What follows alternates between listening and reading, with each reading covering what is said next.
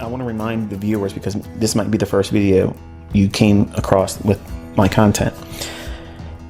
So I want all of you, and to be reminding those of you that have lost this in the conversation throughout these videos, that price is delivered by an algorithm.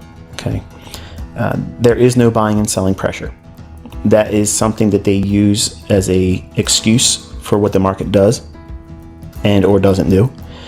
And algorithmic theory is based on time and price. Now, time and price, when I wrote this algorithm, coding it leans heavily on the time element. Okay, what does that mean? What time of day? What day of week? What week of month? What month of year? What seasonal influences? So there's several factors I'm encoded in an algorithm that will seek these reoccurring phenomenon that can be capitalized on by those individuals that know what it is that they're hunting. Okay, that little billboard that flashes, hey, it's time for you to engage now. Okay, that signal, that pattern, that setup, that framework, whatever you want to call it, the moment right before you push a button, that's what I'm trying to take his attention into. Okay, I'm taking all the other distractions away, and I want him to go right in and look at that specific element. Price levels are useless until time is considered.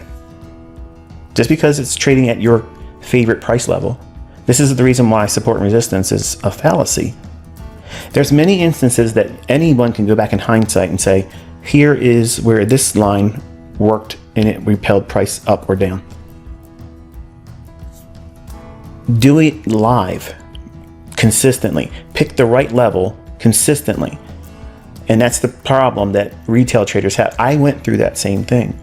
I couldn't pick the right support and resistance level, even the higher time frame ones, because sometimes you'll have a move where it'll go up, hit a level that would be otherwise viewed as resistance, and then it starts to go down, and then it goes one more time up higher high, and then higher high takes my stop, and then I'm afraid to go back in and go short, right? You've all experienced it. I did the same stuff in the 90s.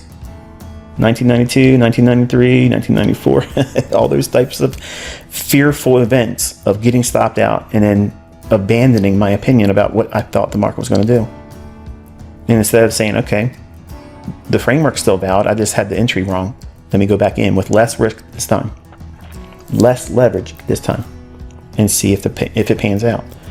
But like most of you and everybody else, those stop out events create fear and anxiety and uncertainty.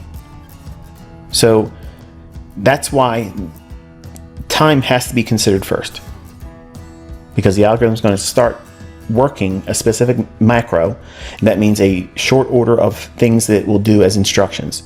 It's going to seek a specific level, move to a premium, move to a discount, suddenly move or consolidate and wait for another time element in that same trading day or trading week or month.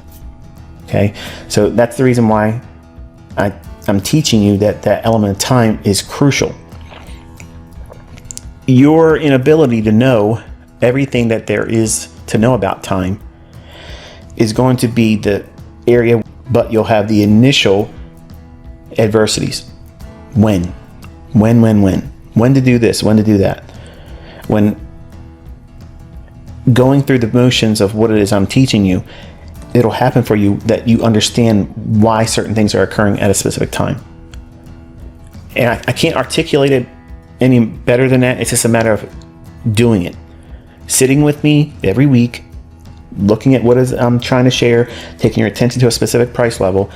Over time, your eyesight, your understanding, the visibility, the perception of price will be dialed in. You'll know what it is I'm doing because you've done it with me for days, weeks, and months. Okay.